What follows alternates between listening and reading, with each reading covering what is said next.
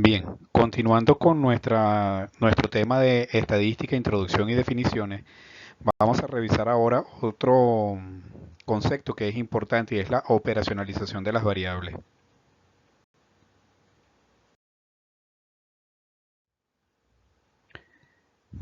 La definición de las variables es un proceso fundamental en todo lo que tiene que ver la investigación, ya que esto es lo que nos permite eh, medir nuestra variable, comprobarla y además contextualizarla dentro de la investigación que nosotros estamos haciendo.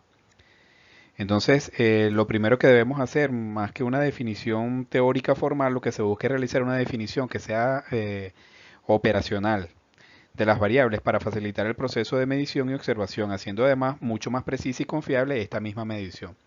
Recuerden que nosotros lo que estamos haciendo es tratando de abordar una realidad y por eso tenemos que buscar la mejor manera de poder evidenciar lo que estamos estudiando, cómo podemos llevar a algo que estamos viendo en la realidad, cómo podemos transformarlo en un concepto abstracto y luego de ese concepto abstracto operacionalizarlo para hacerlo algo medible, que sea más tangible, que podamos, perdón, sí, medir, ¿verdad? Hacer evidente.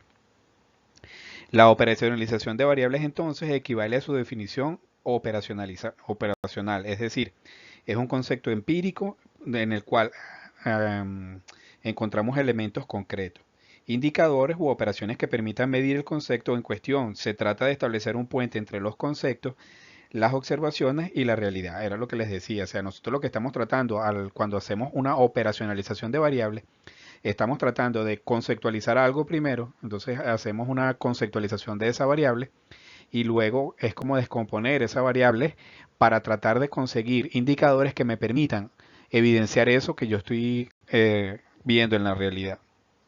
Entonces este proceso de operacionalización de variables debe contener al menos estos tres procedimientos. Una definición nominal que está estrechamente relacionada con el marco teórico en el cual está contenida la hipótesis o la variable de estudio. Y de ahí la importancia del marco teórico porque ese es el que me va a definir cuál es la variable, cuál es mi variable principal y además cuáles son los componentes de esa variable. Luego la definición real, que es la enumeración de las dimensiones. En este caso, esta definición real se refiere a descomponer ese componente original en las diferentes subcomponentes que integran esa variable.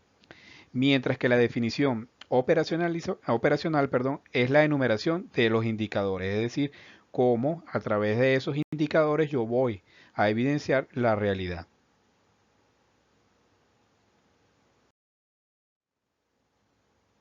Esta imagen que presentamos a continuación representa la operacionalización de la variable estrato social. Aquí podemos observar la primera columna con la variable a operacionalizar en este estrato social, ¿verdad? Una segunda columna con la dimensión de la variable, en este caso, son las subdimensiones de la variable, es decir, la variable estrato social está compuesta por estas subdimensiones en esta investigación. Una investigación diferente con otro marco teórico pudiera a lo mejor tener unos componentes también distintos. Entonces aquí para este caso tenemos las dimensiones serían el profesión del jefe de la familia, el nivel de instrucción de la madre, la principal fuente de ingreso y las condiciones de alojamiento. Incluso pudieran continuar hacia abajo con otro tipo de dimensiones.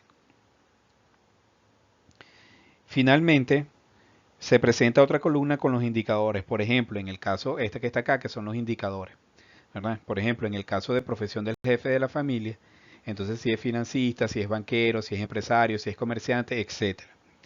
Incluso algunos autores proponen una tercera columna. Esta tercera columna sería como una subdimensión y los indicadores pudieran ser presencia o ausencia de este término.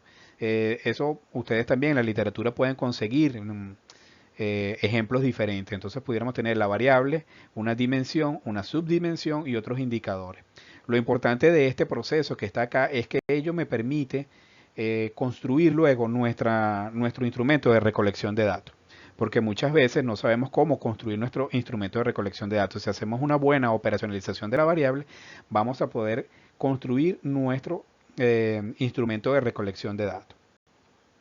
Esto muchas veces pareciera fácil, sin embargo, tampoco es una tarea muy complicada, pero requiere de mucho, sobre todo, estudio y teoría, Por ejemplo, si yo quiero analizar el consumo de medicamentos en una población particular, entonces tendría que definir primero qué es el consumo, cuáles serían las subdimensiones de ese consumo, las dimensiones, sus subdimensiones, y además señalar los indicadores para luego construir el instrumento de recolección de datos que me permita hacer el estudio en la población en la cual yo quiero.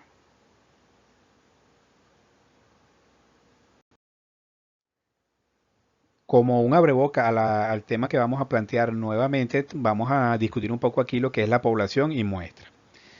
Por población entendemos el conjunto de individuos, objetos, elementos o eventos o fenómenos en los cuales puede presentarse determinada característica susceptible de ser estudiada. Así, por ejemplo, el uso de un medicamento en particular, un antibiótico, por nombrar algún grupo terapéutico solamente, puede ser un evento de salud que es susceptible de ser estudiado. En este caso, la población sería el número de veces que sucede este evento, es decir, todas las veces que se utiliza antibiótico. Esto lo que significa es que la población estadística no necesariamente es una población general, es decir, no son personas nada más. No, por eso quise hacer esta acotación.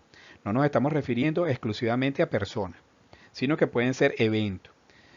Lo que define como población es la característica susceptible de ser estudiada.